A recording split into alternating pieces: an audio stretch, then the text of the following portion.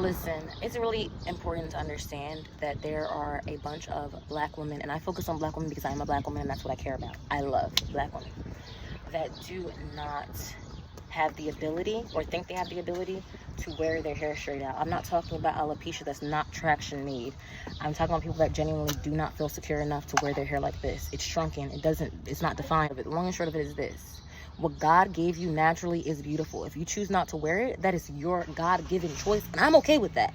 This is where I have an issue, and you don't gotta care that I have an issue. When you are doing things that damage your hair, I think he's taking a shit.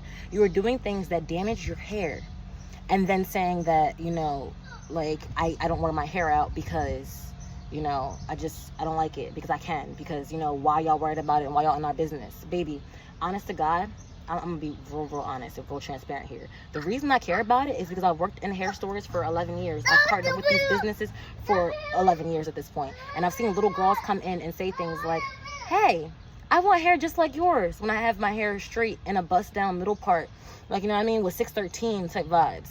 And I tell them back, your hair is so beautiful. But at the time I didn't feel that way about my hair, but I really did feel that way about looking at their hair that looks just like this. Their mama had it in ponytails and plaits and whatever the case. I really felt that way. So my whole thing is to not create another generation of black women that hate what they have naturally, that look up to us and say, you know what, I love it, I love you, oh my gosh, I want just like you, because they are looking at us. These kids are in the yard. These kids are looking at us. They're looking up to us. So it's a responsibility that I've taken upon myself because I come in contact with so many of them, whether it had been at the hair stores or in my actual corporate career, working with children at the time. Thank you for this trash somebody left in our yard. Stay in the yard, though. Stay in the yard. Go play with your toys. Go play with your toys. I've been all up in his face all day, but he be acting like he ain't seen me for 13 years. But anyway, working around kids, especially because I went from working in the hair stores to working around children and teaching teachers how to teach children, it became so important for me to live as authentically as possible. I'm not saying that there's anything wrong with weave, wigs, anything, color, nothing wrong with it. If your hair is healthy. If your hair is not healthy, I'm gonna look at you like you're crazy, because there is something wrong with it at that point. There's something wrong with it at that point. At that point, it's why are you putting a band-aid on a problem instead of fixing it and then being able to do whatever you'd like. And I understand that I'm not everybody's cup of tea, and I'm wholeheartedly okay with that. I'm okay with that. I'm not here for you. That's it. I'm here for the black women that want to make changes. I'm for the black people that do not want another generation that perpetrates this idea that just being is not okay. Because just being is okay. Just being is the most beautiful thing you can be. Now, again, I have nothing against the weaves, the wigs. I'm about to do a weave myself to make sure I can try it out and tell the customers the honest to God truth. I genuinely do not want to. I've been trying to do it for 2 days. But I don't want to because I've come to this place where I genuinely love this. I love this. And the other stuff is so extra to me.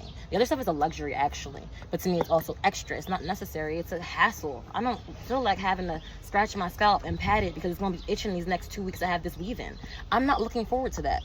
Now, if that's not you, that's not you. But that's me. That's how I feel. Kids are looking up to us. Children are looking up to us. They're finding their beauty the same way we did in our elders. We did what they did. They told us that it was not cute. It was not okay to go into the world with our hair not being straight, with our hair not being quote unquote done. My mama then lost her mind when, you know, my little sister used to wear hair like this, but she just hated it. Like, all throughout life, she hated it. She was like, I'm not with it. I don't care. And then when I did it, she was like, you gonna do your hair? I'm like, it is done. Because I'm the voice. I'm the person that's going to tell you directly, listen, I don't know what you're talking about. Mom, dad, uncle, auntie, whoever. I don't know what you're talking about, but it is done. Why isn't my hair done? It's moisturized, it's conditioned. What's wrong with it? Oh, it's not how you're used to seeing it. It doesn't live up to the standards of beauties that Europeans and slavery put on us. I'm sorry. Not at all am I sorry. But that is my long-winded conversation because I want y'all to really understand where I'm coming from. I can be an asshole with how I say things very directly, if you're reading them especially. But other black women telling black women their hair is undone when it's like this. It's other black women. Go play. You still gotta go play. Oh. 1, 2, 3, 3, yeah. 1. You said stop it. Because he caught on and I was trying to make him count. Yeah, there's literally bees in this little pole on our fence, and he stuck his hand in it.